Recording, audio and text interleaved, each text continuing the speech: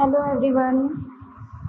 Class आपका subject है anatomy, जिसकी ये वेरी फर्स्ट क्लास है, एकदम पहली क्लास है, जिसमें हम देखेंगे एनाटॉमी का इंट्रोडक्शन। सबसे पहले कि एनाटॉमी जो सब्जेक्ट है वो क्या है, उसमें हम कौन सी चीज़ें पढ़ते हैं, उसका जो कंट्रीब्यूशन है उसको किसने दिया, कौन उनके फादर हैं, क्या क्या चीज़ें मेडिकल टर्मिनोलॉजी में हम एनाटॉमी के अंदर देखेंगे, है ना। या जो भी हम मेडिकल फील्ड की स्टडी कर रहे हैं, जो भी कोर्स कर रहे हैं, उसमें एनाटॉमी का क्या कंट्रीब्यूशंस है, इसके बारे में हम लोग अपनी सबसे पहली क्लास में जानेंगे आज की। ठीक है, तो क्लास हम स्टार्ट कर रहे हैं और इसमें सबसे पहला जो टर्म हम लोग को पढ़ना है वो इंट्रोडक्शन।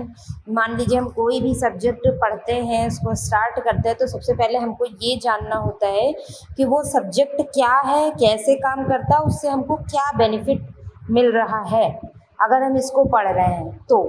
तो जो एनाटॉमी है वो सबसे ज़्यादा इम्पॉर्टेंट सब्जेक्ट्स में से एक है। क्यों? क्योंकि कोई भी आप कोर्स उठा लीजिए, आप चाहे CMSCD हो, BNYS हो, BPT हो, या any other course of medical field, आप कोई भी कोर्स करेंगे, फर्स्ट ईयर में आपको एक ये सब्जेक्ट एनाटॉमी एंड फिजियोलॉजी का देखने को मिलेगा ही मिलेगा। और इसकी इम्पॉर्टेंस क्या है? क्योंकि देखिए मेडिकल फील्ड में आप जो कुछ भी पढ़ रहे हैं, आप जो चीज़ें पढ़ रहे हैं, जो नॉलेज आप गेन कर रहे हैं, वो किस लिए कर रहे हैं? ताकि आप किसी भी चीज़ का, किसी भी पर्सन का, एनिमल का आप ट्रीट कर सकें। तो ट्रीट करने के लिए हमको पहले ये तो जानना पड़ेगा ना कि बॉडी में क्या क्या चीज़ें हैं, क्या उनका फंक्शन है, कैसे वो जो है किन चीज़ों से मिल कर के बने हैं, उनका कंट्रीब्यूशन क्या है। ये चीज़ें जाने बिना हम किसी भी चीज़ का ट्रीटमेंट प्रॉपरली नहीं कर सकते, या कोई भी डिज़ीज़ है उसको हम प्रॉपरली क्योर नहीं कर सकते हैं। ठीक है, तो सबसे पहला जो इंट्रोडक्शन हम जानेंगे, उसमें हम जानेंगे उसका नाम क्या है? एनाटॉमी।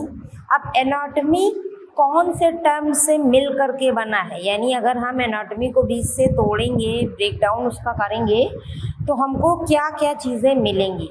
तो एनाटॉमी जो आपका टर्म बना है वो दो टर्म से मिल करके बना है। पहला एना, दूसरा टॉमी। आप देख पा रहे होंगे स्क्रीन पे शो हो रहा है एनाटॉमी।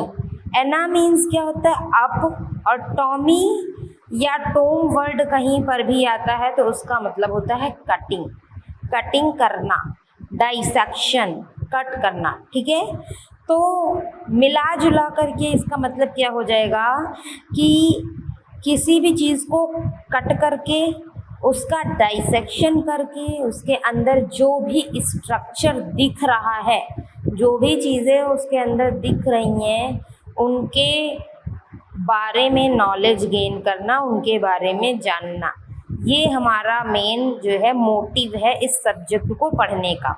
तो एनाटॉमी, अगर मान लीजिए कोई आपसे पूछता है कि क्या होता है एनाटॉमी, तो एनाटॉमी आपके साइंस की एक ब्रांच है जो कि ह्यूमन बॉडी के स्ट्रक्चर्स के बारे में आपको पढ़ाती है। ठीक है, हमारी ह्यूमन बॉडी, जैसे ऊपर से आपने देखा है बॉडी को, अपनी ही बॉडी आप देखेंगे तो आप देख पा रहे हैं स्किन है, आँखें हैं, दांत हैं, मुंह के अंदर टंग है, बहुत सी चीज़ें आप देख पाएंगे, बचपन से देख रहे हैं कि हाँ ये ऑर्गन होते हैं। बट अगर हमारा शरीर चल रहा है, एनर्जी को गेन कर रहा है, गेन करने के बाद चल रहा है, काम कर रहा है, तो उसके अंदर भी कुछ ऐसी चीज़ें होंगी जो कि उस काम को करने के लिए, बॉडी को प्रॉपरली चलाने के लिए ज़रूरी होंगी। ठीक है, तो उन चीज़ों को हम इस सब्जेक्ट में पढ़ेंगे कि बॉडी के अंदर कौन कौन से ऑर्गन हैं, कौन कौन से सेल से मिलकर बने हैं, कौन कौन से टिश्यूज़ से मिलकर बने हैं, कौन सा ऑर्गन क्या काम करता है, क्या उसका न्यूट्रिशनल बेनिफिट है हम लोग को मिल रहा है, इन सब के बारे में हम इस सब्जेक्ट के अंदर पढ़ते हैं। ठीक है, तो इसका मतलब यही है एनाटॉमी का कि structure of the human body हमको यहाँ पर पढ़ने को मिलता है एनाटॉमी के अंदर। अब ये एक हेल्थ साइंस या मेडिकल फील्ड जो आपका है इसका फाउंडेशन है। अभी मैंने जैसे कि बताया आपको कि हर एक कोर्स में हर एक सिलेबस में ये पढ़ाया जाता है, एनाटॉमी आता है। क्योंकि जैसे मान लीजिए आप पैथोलॉजी पढ़ रहे हैं, डिजीज़ के बारे में पढ़ रहे हैं, या फार्माकोलॉजी आप पढ़ रहे हैं, तो दवाइयों के बारे में, मेडिसिन्स के बारे में आप पढ़ रहे हैं कि कौन सी मेडिसिन देनी।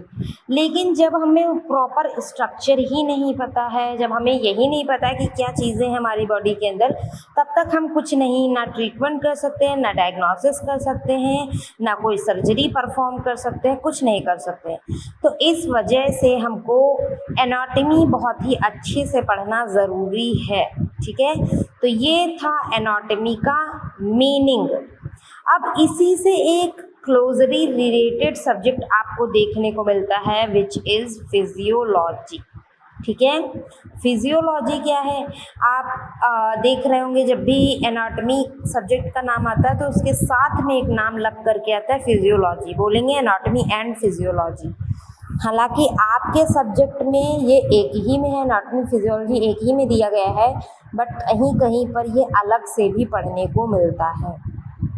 ठीक है, तो फिजियोलॉजी का क्या मतलब है? फिजियोलॉजी का मतलब होता है फंक्शन ऑफ द बॉडी, यानी बॉडी का क्या काम है या उसके अंदर जो ऑर्गन्स प्रेजेंट है वो क्या काम करेंगे। मान लीजिए स्ट्रक्चर तो उसका हमने एनाटॉमी में पढ़ लिया कि अच्छा लीवर के 2 लोब हैं, हार्ट के 4 लोब हैं। हार्ट क्या कर रहा है? ब्लड पंप कर रहा है। स्टमक क्या कर रहा है? डाइजेशन कर रहा है। इंटेस्टाइन क्या कर रही है? एब्जॉर्प्शन कर रही हैं। हमारे लंग्स क्या कर रहे हैं? वो गैसियस एक्सचेंज कर रहे हैं। हमको पता चल गया कि इसका स्ट्रक्चर कैसा है, लेकिन कौन सी चीज़ क्या काम कर रही है ये भी जानना बहुत ज़्यादा ज़रूरी है। तो वो हम कहाँ जानते हैं? फिजियोलॉजी सब्जेक्ट में। ठीक है, तो इसलिए आपकी एनाटॉमी एंड फिजियोलॉजी दोनों साथ में चलते हैं, जिसमें एनाटॉमी में हम ह्यूमन बॉडी के अंदर पाए जाने वाले स्ट्रक्चर्स के बारे में पढ़ते हैं, और फिजियोलॉजी में वो स्ट्रक्चर्स कैसे काम करते हैं, कैसे फंक्शन करते हैं, उसके बारे में जानते हैं। ठीक है, तो ये हो गया एनाटॉमी एंड फिजियोलॉजी के बारे में। अगला है इसकी डेफिनीशन। यहाँ पर आपको एक इमेज देखने को मिल रही होगी जिसकी स्किन नहीं है, आप देख पा रहे हो उसकी स्किन पूरी निकली हुई है।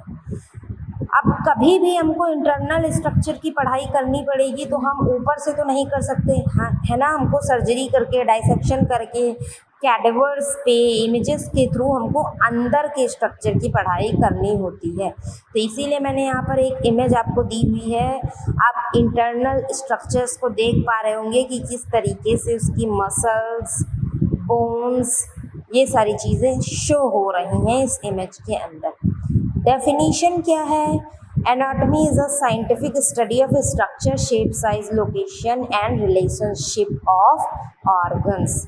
यानी कि अभी मैंने आपको बताया है कि उसके स्ट्रक्चर को देखेंगे ऑर्गन को, वो कौन से शेप में है, कितना उसका साइज है, उसकी लोकेशन क्या है, और अदर ऑर्गन्स या टिश्यूज़ के कंपैरिजन में उसका क्या रिलेशनशिप है।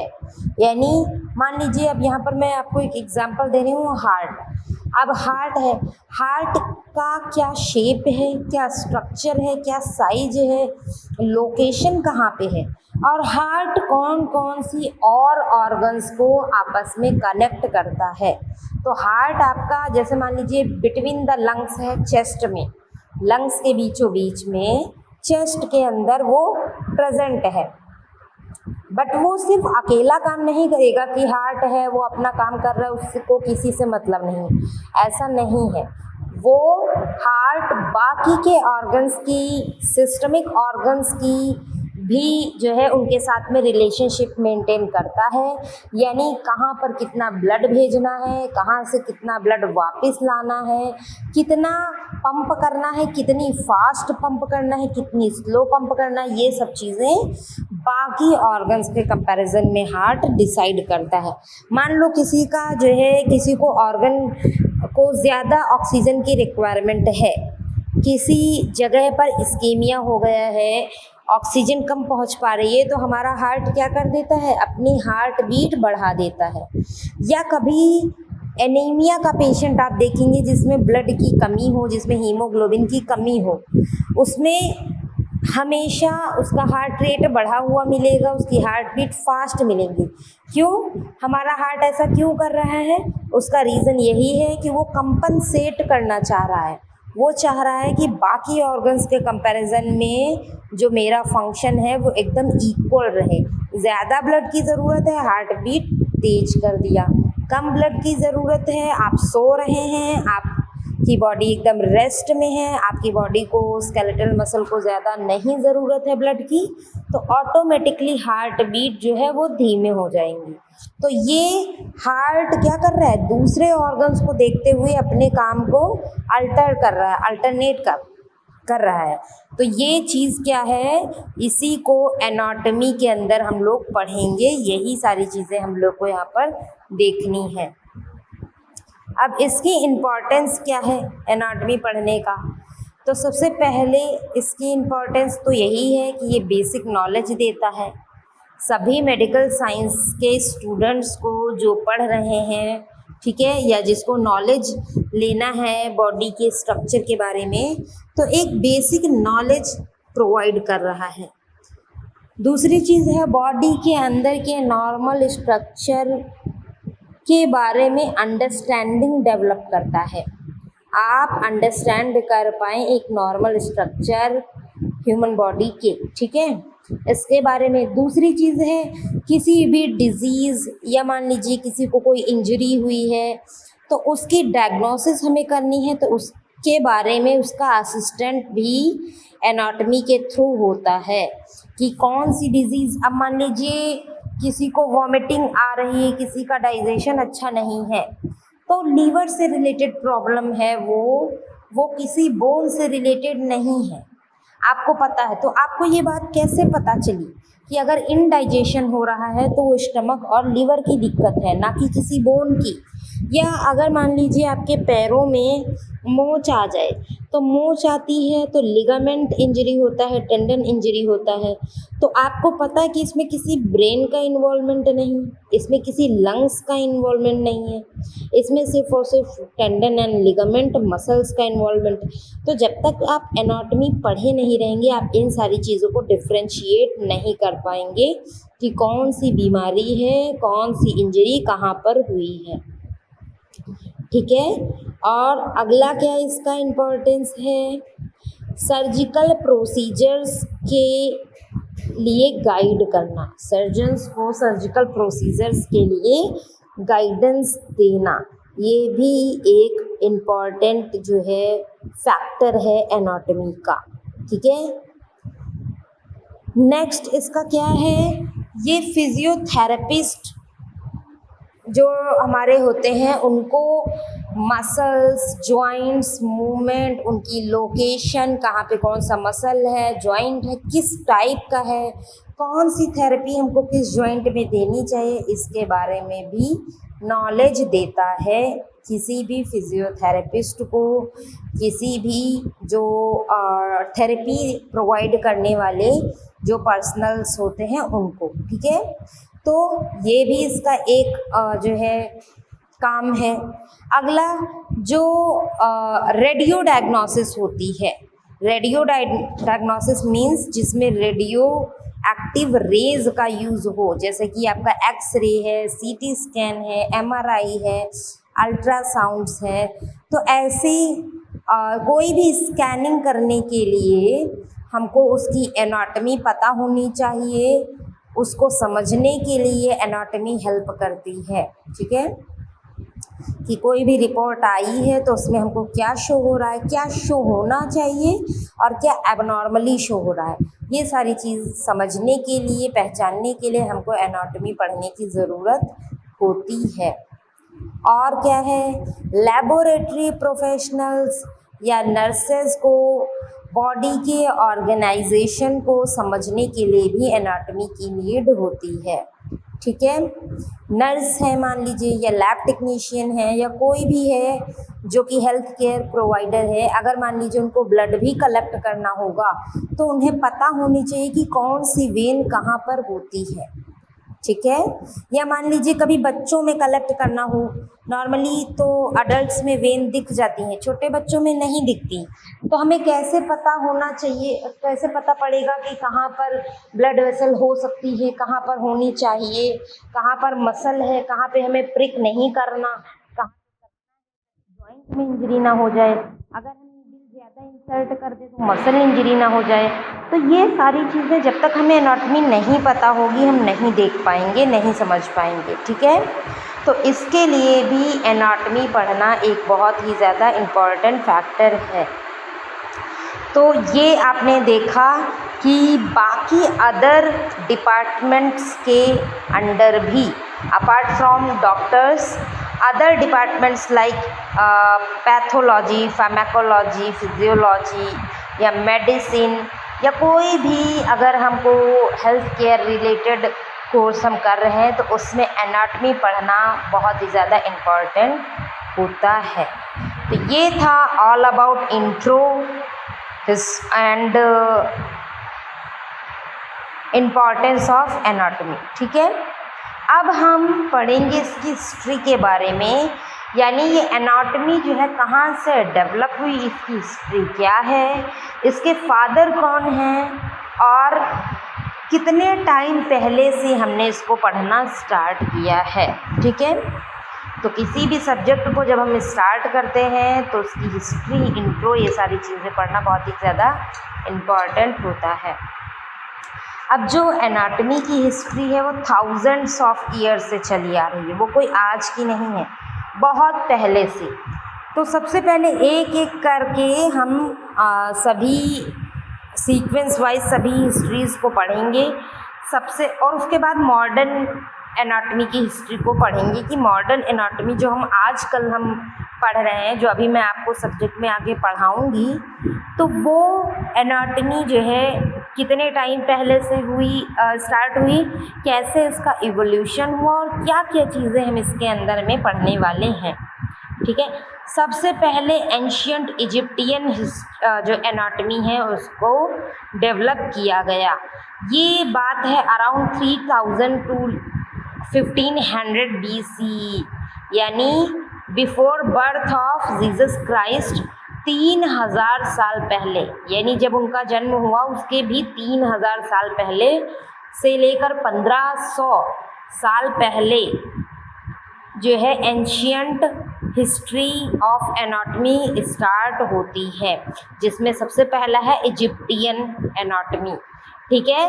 तो जो इजिप्टियंस थे वो सबसे पहले पीपल्स थे, सबसे पहले इंसान थे जिन्होंने ह्यूमन बॉडी को कट करके उसके अंदर की चीज़ों को देखना स्टार्ट करा है, ठीक है। अब ऐसा वो लोग क्यों कर पाए, क्योंकि देखिए पहले के टाइम पर जब बहुत ही ज़्यादा प्रिजर्व थी नॉलेज, इतनी नॉलेज किसी भी चीज़ के बारे में नहीं थी, ठीक है, कंजर्वेटिव सोच थी लोगों की, तो उस टाइम किसी भी डेड बॉडी को कट करना या उसके अंदर की चीज़ों को पढ़ना जो है इल्लीगल था। उसको कट करके उसकी चीज़ों के बारे में अगर कोई जानने की कोशिश करता था तो उसको क्या हो जाता था, उसको सज़ा दी जाती थी कि ये एक अपराध है, ठीक है, जो कि आजकल ऐसा नहीं है। तो उन लोगों ने फिर कैसे स्टार्ट किया, तो उनके यहाँ मम्मी बनाई जाती हैं। इजिप्ट जिसको मिस्र के नाम से जाना जाता है वो कंट्री है, ठीक है, तो वहाँ पर बनाई जाती है मम्मी। अब मम्मी बनाने के लिए क्या करना होता है कि सभी इंटरनल ऑर्गन्स को निकाल करके वो लोग रिमूव कर देते थे और उसके बाद बॉडी को एक स्पेशल केमिकल लगा करके जो बैंडेज होते हैं, बैंडेज टाइप में उसको लपेट करके रखते थे। बहुत सालों तक वो मम्मीज़ को ऐसे ही रख देते थे अपने पास में एज अ मेमोरी, कि अगर कोई चला गया है तो उसको वो एज अ मेमोरी अपने पास रखते थे, ठीक है। अब क्योंकि अब वो काट करके ऑर्गन निकाल ही रहे हैं तो उन्होंने जब निकाला तो उन्होंने रिकॉग्नाइज़ किया कि उसके अंदर से हार्ट है, लंग्स हैं, लीवर, किडनी, ये सारी चीज़ें मिल रही हैं। और उन्होंने ये देखा कि ये तो सबके में ऐसा ही है, सबके में ही ये चीज़ें मिल रही हैं, भले उस इंसान का नेचर कैसा भी हो, वो कोई भी हो इंडिविजुअल, किसी भी टाइप की उसकी एक्सटर्नल एनाटमी हो। उन्होंने देखा कि इंटरनल एनाटमी हमेशा एक जैसे ही निकल रही है। तो उन्होंने सबसे पहला जानवरों को यानी एनिमल्स एंड ह्यूमंस दोनों की एनाटमी का स्टडी किया। इसलिए हम इसको कॉम्परेटिव एनाटमी का फाउंडेशन बोलते हैं। इन्होंने फाउंडेशन रखा यानी एक नींव रखी, ठीक है। फिर आते हैं एक साइंटिस्ट हैं, ठीक है, जो कि 3rd सेंचुरी से आए हैं, ठीक है, 3rd सेंचुरी से आए। उनका नाम था अलेक्जेंड्रिया स्कूल, ठीक है, अलेक्जेंड्रिया स्कूल, ठीक है। इनको ह्यूमन एनाटमी का फादर बोला जाता है, लेकिन ये मॉडर्न ह्यूमन एनाटमी के फादर नहीं है, ओनली फादर ऑफ एनाटमी। जब भी आपसे पूछा जाए ह्यूमन एनाटमी का फादर कौन है, अलेक्जेंड्रिया स्कूल। और जब भी बोला जाए कि मॉडर्न फादर भी यही है, तो नहीं, ये मॉडर्न एनाटमी के फादर नहीं है, वो कोई और है, उनके बारे में भी हम लोग पढ़ेंगे, ठीक है। इन्होंने क्या किया था, सबसे पहले सिस्टमिक डाइसेक्शन इन्होंने किया। सिस्टमिक डाइसेक्शन यानी कि अब जैसे देखो ग्रीस के लोगों ने या इजिप्ट के लोगों ने क्या किया, कट करने के बाद जो लीवर, हार्ट, किडनी निकला, उसको उसने कुछ नहीं किया, उसको उसने बस निकाल करके अलग कर दिया और बताया कि ये है। लेकिन उस ऑर्गन को काट करके उसके अंदर क्या है क्या नहीं है, इसकी स्टडी इन्होंने की थी अलेक्जेंड्रिया ने, ठीक है। अब नर्व्स को, ब्लड वेसल्स को अलग अलग किया इन्होंने। ब्रेन, स्पाइनल कॉर्ड है, आईज, लीवर, रिप्रोडक्टिव ऑर्गन, इन सबको अलग अलग सिस्टम में बिठाया, जिसकी वजह से इनको सिस्टमिक एनाटमी का फादर भी बोलते हैं, ठीक है। और फादर ऑफ फिजियोलॉजी भी इनको बोलते हैं। क्यों? क्योंकि इन्होंने फिजियोलॉजी में भी बहुत सारे कंट्रीब्यूशन किए थे, जैसे कि हार्ट की स्टडी, ब्लड वेसल्स की स्टडी इन्होंने करी थी, ठीक है। इन्होंने सेंसरी एंड मोटर नर्व्स को अलग अलग करके दिखाया था, जो कि उस टाइम की बहुत बड़ी डिस्कवरी थी। नर्व्स को फाइंड करना, उनकी अलग अलग टाइप्स को जो है डिस्टिंग्विश करना, ये बहुत बड़ा एक जो है माइलस्टोन था। उसके बाद इन्होंने हार्ट के वॉल्व्स को भी एक्सप्लेन किया और नर्वस सिस्टम का एक एडवांस नॉलेज हम लोगों को दिया। उसके बाद आता है आपका Roman period. Roman period start होता है।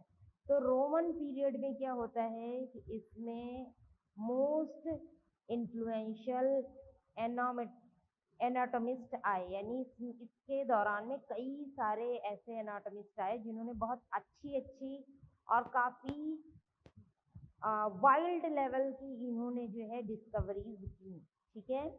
जैसे कि यहाँ पर एनिमल डाइसेक्शन हुए, यहाँ पर ऑलमोस्ट 500 मेडिकल बुक्स लिखी गई, जिसमें मसल्स, बोन, नर्व्स और ब्लड वेसल्स के बारे में बताया जाता था, डिस्कस किया जाता था, ठीक है। तो इस काम को करने में, इसको ऑथराइज करने में ऑलमोस्ट 1300 ईयर्स का टाइम लेता है, और ये काफ़ी ज़्यादा वास्ट इन्हेंसमेंट था एनाटमी के अंदर, ठीक है। उसके बाद और भी कई सारे आए, मिडिल एजेस आए, जिसमें 5th से लेकर 15th सेंचुरी के टाइम की बातें हैं, जिसमें क्या हुआ, यूरोपियन लोगों ने, यूरोपियन पीपल्स ने भी एनाटमी के अंदर बहुत सारे कॉन्ट्रीब्यूशंस किए। अब यहाँ पर जो प्रोसेस है वो थोड़ा सा स्लो हो गई। जो एनाटमी का एक वाइल्ड लेवल की प्रोग्रेस थी वो यहाँ पर थोड़ी सी स्लो हो गई। लेकिन जो गैलेन थे, गैलेन एक साइंटिस्ट थे, उन्होंने अपनी राइटिंग्स जारी रखी। उन्होंने अपनी जो लेखनी है अबाउट एनाटॉमी उसको स्टार्ट किया, उसको कंटिन्यू किया, ठीक है, ताकि जो मेडिकल नॉलेज उन लोग को मिल रहा है वो हम लोग को भी मिल सके। अब जैसे मान लीजिए जो भी एनाटॉमी हम लोग पढ़ते हैं वो क्या है कि किसी न किसी ने डिस्कवर किया है तब हमें बताया है तो हम पढ़ पा रहे हैं। अब हमें पता है कि राइबोसोम जो कि हमारी बॉडी में सेल्स के अंदर है वो क्या करता है, प्रोटीन बनाता है, बट हमें किसी ने बताया तब तो हम जान पा रहे हैं, हमने तो नहीं देखा। तो उसको एक लिटरेचर के फॉर्म में रखना, उसको लिख करके एक जगह इकट्ठा करना, ये भी एक बहुत बड़ा टास्क था जो कि वहाँ पर उस टाइम पर उन लोगों ने ऐसा किया, जिससे कि आगे आने वाली जनरेशन को काफ़ी ज़्यादा हेल्प मिल सके, ठीक है। उसके बाद में और भी कई सारे पीरियड्स आए, जैसे कि 14th से लेकर के 16th सेंचुरी, 14 से 16th सेंचुरी के बीच में रेनेसेंस पीरियड स्टार्ट हुआ, ठीक है। अब इसमें भी क्या हुआ, अलग अलग टाइप के जो है कंट्रीब्यूशंस दिए गए। जैसे कि पहले के टाइम के लोगों ने क्या हुआ, हमें लिटरेचर के फॉर्म में लिख करके दे दिया कि अच्छा एक हार्ट होता है, हार्ट में 4 वॉल्व हैं, या लीवर है, लीवर के भी क्या है, लीवर के अंदर एक गॉल ब्लैडर है जो कि बाइल को स्टोर करता है। ये सारी चीज़ें हमें बताई, बट हमें ड्राइंग नहीं मिल पाई। अब वो लोग क्या करते थे, रेनेसेंस पीरियड के जो पीपल्स थे उन्होंने हमको ड्राइंग बना बना कर दिखाया, अंदर से जो भी निकला, जैसा भी निकला उसकी उन्होंने ड्राइंग कर दी, जिससे हमको देखने में काफ़ी ज़्यादा हेल्प मिली। अब इसमें muscle, bone, organs, blood vessel, इन सभी की क्या हुई, जो है एंट्री हुई, इन्होंने उसकी ड्राइंग की, जिसके बारे में हमें और भी ज़्यादा डिटेल्स जानने को मिली। उसके बाद इतना सब होने के बाद बात आती है मॉडर्न एनाटॉमी की, कि मॉडर्न एनाटॉमी में हम लोग जो कि 17th सेंचुरी से 17वीं शताब्दी से लेकर आज तक जो एनाटॉमी हम लोग पढ़ रहे हैं, जो आप पढ़ेंगे अब आकर के, तो वो एनाटॉमी जो है मॉडर्न एनाटॉमी कहलाती है। इसके पहले हम लोगों ने जितने भी पढ़ी हैं, इजिप्टियन है या ग्रीस एनाटॉमी है या रोमानसेंस एनाटॉमी है, तो ये सारी जितनी भी एनाटॉमीज़ हैं ये एंशियंट हैं, और जो मॉडर्न है जो कि आजकल हम लोग पढ़ रहे हैं उसके जो फादर हैं, अब देखिए ड्यूरेशन कंप्लीट हो गया है तो इसके लिए मैं इसके फादर को आपको बता देती हूँ। मॉडर्न एनाटॉमी का इंट्रो मैं नेक्स्ट क्लास में दूंगी। तो ये हैं फादर ऑफ मॉडर्न एनाटॉमी, जिनका नाम है एंड्रियास वेसालियस, ठीक है, इनका नाम है एंड्रियास वेसालियस, जो कि फादर ऑफ मॉडर्न एनाटॉमी है। यहाँ और भी आपको नीचे ढेर सारे साइंटिस्ट देखने को मिल रहे हैं, उन्होंने क्या क्या कंट्रीब्यूशन दिया ये भी आपको मैंने मेंशन करके दिया हुआ है। तो ये सारी चीज़ें आपको दी गई हैं, आपको बताऊंगी मैं नेक्स्ट क्लास में। और मॉडर्न एनाटॉमी क्या है, उसमें कौन कौन सी चीज़ें हम लोग पढ़ते हैं, कैसे उसने कंट्रीब्यूट किया हमारी जो एडवांस साइंस है, एडवांस हमारा जो मेडिकल फील्ड है उसमें कैसे जो है एनाटॉमी ने कंट्रीब्यूट किया, इसके बारे में भी हम लोग नेक्स्ट क्लास में जानेंगे। तो आई होप कि आपको ये क्लास समझ में आई हो, और इसके डाउट मैं बाद में फिर से क्लियर कर दूंगी, ठीक है। तो आज की क्लास को यहीं तक रखते हैं, बाकी की जितनी भी चीज़ें हैं वो हम लोग अगली क्लास में कंटिन्यू करेंगे। Okay, thank you everyone.